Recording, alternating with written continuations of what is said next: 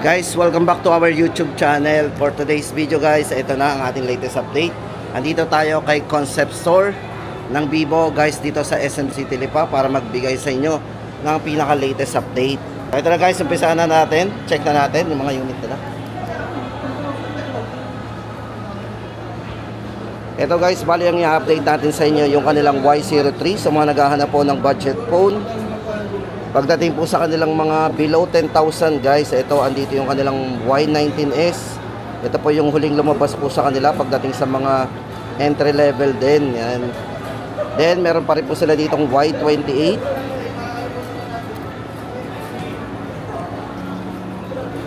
Tapos guys, andito naman yung kanilang mga yung mga top of the line, yung mga flagship phone. Andito po yung kanilang X200. Mayroon po sila ditong dalawang variant. Isang X200 Pro and X200 yan. Syempre guys, meron din sila ditong Vivo Watch 3 sa mga naghahanap po ng smartwatch. Dito kay Vivo, yan, meron po tayong dalawang pwedeng pagpilian dito. Meron po sila ditong Moon White Leather and Asteroid Black Rubber. Rubber yung Then, syempre guys, andito rin yung kanilang Vivo V45G. Meron po itong dalawang variant, isang 256 at isang 512. At yung kanilang Vivo TWS3E, ito po yung kanilang buds na very affordable. Tapos guys, ito meron pa sila ditong B40 Lite. Ito guys ay may 5G na rin. Yan, may variants po ito na 5G and 4G. Ito na guys, umpisahan na natin ang ating update. Unahin po natin yung kanilang pinaka-budget phone. Ito yung kanilang Vivo Y03. Guys, for Vivo Y03 may dalawang variants ito. Ito yung kanilang pinaka-budget phone. Sa mga naghahanap po ng murang cellphone. Yan, dito guys kay Vivo Y03, isa pong para po sa 4GB 64. Ito po ay 4,399. And 4,990 naman sa kanyang 4GB 128. So ito yung dalawang variants na pwede nating pagpilian. So 64 and 128. Ito guys, bigyan ko kayo ng idea do sa mga specification po ng kanilang Vivo Y03. Yan. Syempre guys, sa mga gamer ito ay pwede na rin. Budget po na pang game kasi ito ay meron na ring Hyper Engine gaming technology. Yan, IP54 para po sa dust and water resistant. So yan, sa mga splash ng tubig, safe na safe po yan. Tapos guys, hindi lang yan, syempre, yun nga po, sa mga gamer, ito ay merong ultra game mode, multi-turbo 5.5. At yung refresh rate ng screen ay napaka-smooth na rin kasi ito ay merong 90Hz refresh rate para po sa kanyang high brightness, low blue light screen. O diba, meron siyang low blue light screen. At yung volume up nito up to 100% volume up. Ayan.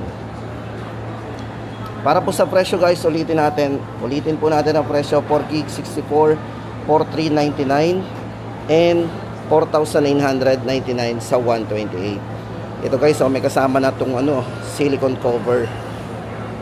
Ayan. O yung tinatawag natin na mga rubber case. Yan. Then guys, yung kanilang Vivo Y19s, ito na ang ating update. Ngayon guys nga pala, ang date natin is January 24, 2025. Ito guys, para sa design, ito yung kanilang Vivo Y19s. Ito po guys, may dalawang variants din ng bago nilang Vivo Y19s. Check po natin yung mga dalawang variant nito. Yan. Guys, ito, bali ito ay mayroong isang 128GB na variant. Yan. Meron po siyang 8GB, 128. Ang price po nun ay 6,499. And para naman po sa kanyang 256GB. Kung gusto natin ng mas malaking internal storage, ang kanilang Y19s ay merong 16GB RAM, 256, 8,499 ang presyo. Yan. Guys, ito para sa mga specification guys, ito check natin. Ito guys, unang-una dito, Meron tong ano SGS 5-star drop resistant. So ito guys is matibay din pagdating sa kanya sa mga bagsakan kasi ito ay meron tong military grade certification. O sa mga nagwo-worry diyan na mahilig makalaglag ng cellphone, yan. Matibay po yung kanilang Y19s. Pagdating po sa kanyang camera, meron po siyang 50 megapixel na camera. Check natin ang camera nito. Yan, meron po siyang 50 megapixel para sa kanyang AI camera. Then sa volume po nito guys, napakataas din po ng volume up nito. Ito po ay up to 300% volume. So may malakas pong volume up ito. 300%. Yan, naka dual speaker na din.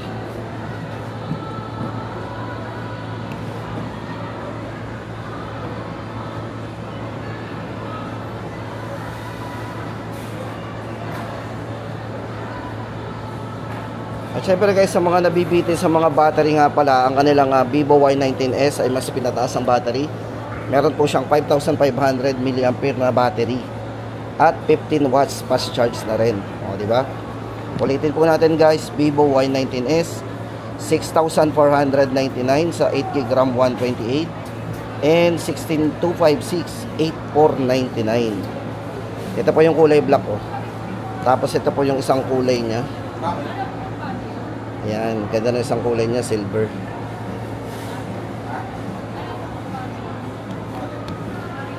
Then, para naman sa kanilang Vivo Y28, para po sa latest update natin for Vivo Y28. Guys, ito po ay may isang variant lang, si Vivo Y28. Kasi guys, ito ay... Ayan, check po natin guys, yung mga specs pala nito. Ayan, guys, ito for Vivo Y28. Ito po ay naka 16GB RAM, 256. Yan, check po natin yung design. Ang ganda ng design nito. Tapos guys, ito may mataas tong battery. Kung nabibitin pa tayo sa 5,000 mAh battery, si Vivo Y28 po ay naka 6,000 mAh battery. Yan, IP64 na rin. Medyo mataas na rin po yung rating ng kanyang IP rating para sa dust and water resistant. At may mataas na volume up din, up to 300% din yan. Yung volume up nito. Then sa camera, sa mga mahilig mag-selfie at mag-camera dyan, ito po ay merong 50 megapixel po. Para sa kanyang super night algorithm na camera. O yan.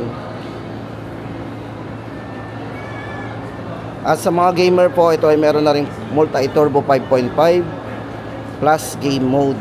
Yan, para po sa kanyang high brightness eye protection screen. So safe po yung mata natin dito. Yan, syempre guys, latest Android to. Ang operating system nito is Android 14. Vivo Y28. Yan, 16GB 256, 9,999.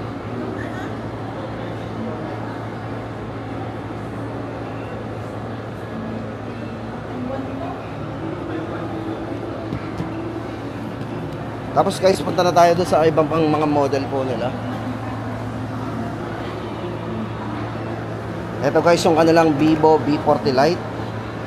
Dito guys, kay Vivo V40 Lite, may mga 4G din po yan. So yan, kung gusto natin ay 4G, meron po silang 4G na variant. So check po natin. Yan, unahin po muna natin guys ang presyo ng kanilang 4G. Ito po ay naka 16GB RAM 256. Ang 4G po ay 13,999. Then kung 5G naman po ang ating bet, kung gusto natin ay 5G,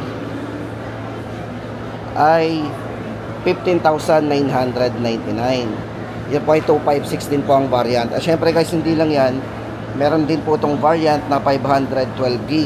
Naka 24GB maximum RAM, 512 po internal storage. Ito po ay 18,999. Mag-add lang po tayo ng 3,000, ay naka 512 na po tayo internal storage. Tapos guys, ito pagdating naman sa mga specification po niyan, syempre guys, pagdating sa chipset, ito po ay naka Snapdragon, naka 4nm na po yan. Yan, 5G processor.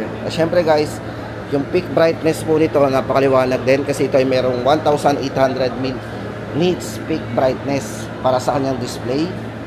At yung kanyang display po is naka-AMOLED display na rin. 120 Hz po para sa Ultra Vision AMOLED Touch display.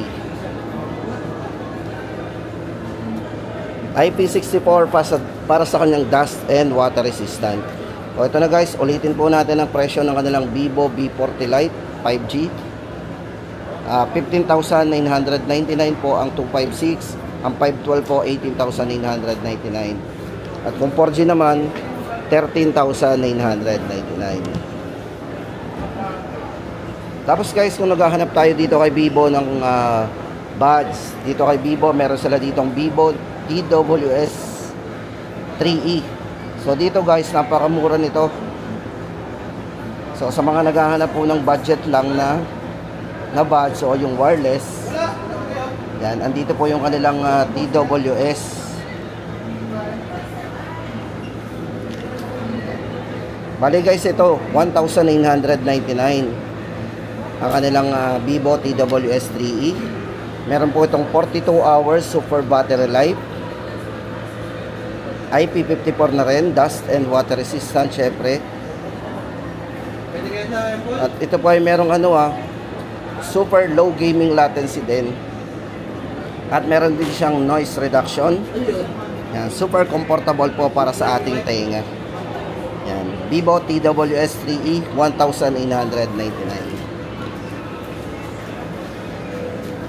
Then guys, ito naman ang update natin sa kanilang Vivo V40.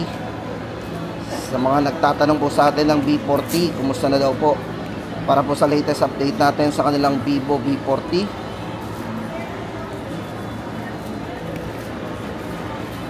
Yan guys, ito bali meron tong dalawang variant. Ang isa po dito ay 512 gig. Meron po itong 24 gig na RAM, tapos 512 internal storage. Yan. At ang isa po nito, tapos guys, ang isa nito ay naman 256 gig. So ito guys, para sa design, check muna natin ang design nito. Tama-tama po to sa mga mahilig mag-selfie, mahilig sa camera. Kasi itong si Vivo V40 5G ay ginamitan ng size all main camera. Diba? Powered by Sony. Yan, bali ang camera po nito, yan, check po natin. Kung mahilig tayo sa video, ito po yung naka-size cinematic portrait video din.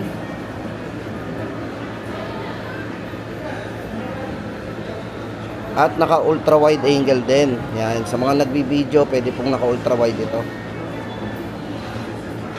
Meron siyang 0.6. At pagdating sa kanyang IP rating guys, napakataas ng IP rating nito. Meron po siyang IP68 and IP69 para sa kanyang dust and water resistant.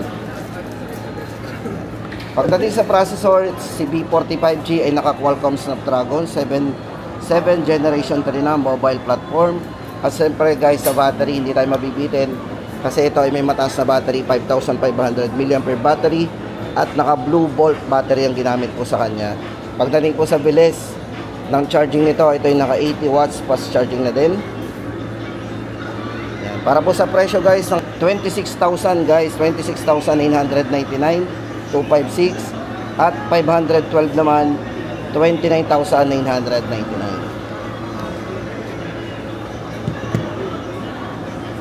At ito naman guys, syempre kung naghahanap tayo ng watch dito kay Vivo, Vivo Watch 3. Para po sa Watch 3 po nila, ito guys, meron tong dalawang kulay. Para po sa kulay na moon white leather, ang presyo po nun ay 14,999. 13,999 naman ang kanilang black rubber. Yan. Guys, ang maganda dito sa kanilang Vivo Watch 3, ito ay naka 16 days of super long battery life. 36 gram yung weight po nito, hindi masyadong mabigat. At syempre guys, ang display nito napaka-vivid kasi ito ay naka-AMOLED display na rin. At meron po itong 4 cards in quantity, meron siyang NFC din.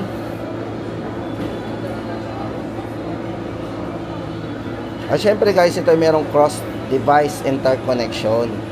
Yan. At syempre para sa ating health monitoring, ito ay merong accurate health data detection. Yan. Vivo Watch 3, 14,999 para sa white leather, at para sa black rubber, 13,999. At ito guys, ang update naman sa kanilang top of the line, no, yung pinaka flagship phone nila dito kay Vivo. Yan, ito po yung kanilang Pro X200 Pro para po sa design.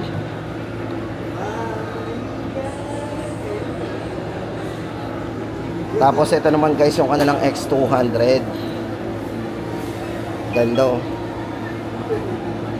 Ito guys, para sa kanyang specification for X200, guys, ito ginamitan ng 50 megapixel size camera, naka telephoto camera with Sony IMX 892 sensor ang ginamit dito. Napakataas ang ginamit na camera sensor. At syempre guys, sa mga sa main camera din, ito ay meron ding ginamitan din ng 921 sensor Sony. Yan, naka 50 megapixel din.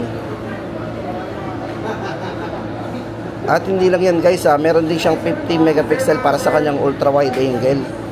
O di ba? Usually mga ultra wide angle mas mababa ang megapixel noon, pero dito kay X200 ang taas ng kanyang ultra wide angle, naka 50 megapixel din.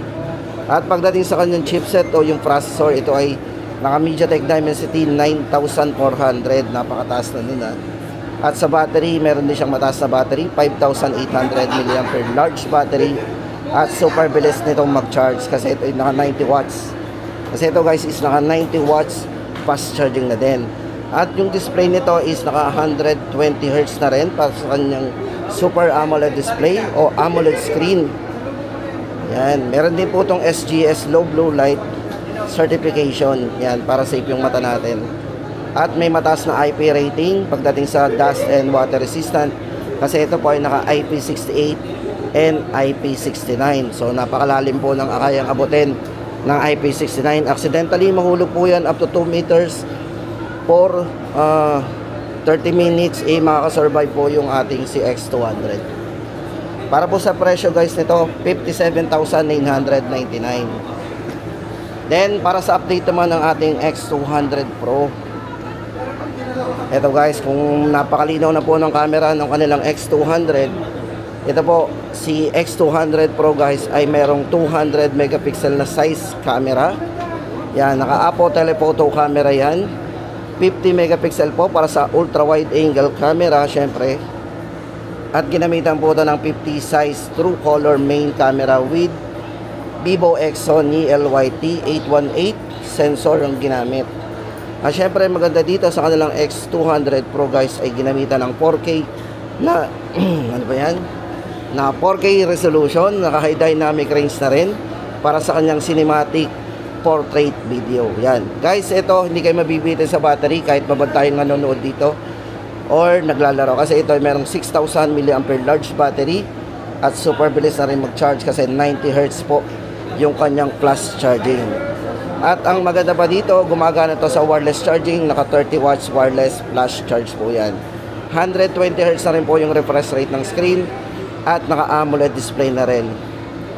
Yan, para po sa presyo guys nito, X200 po, 69,999. O yan na guys, ang ating latest update ngayon dito kay Vivo, ngayong January 24, 2025.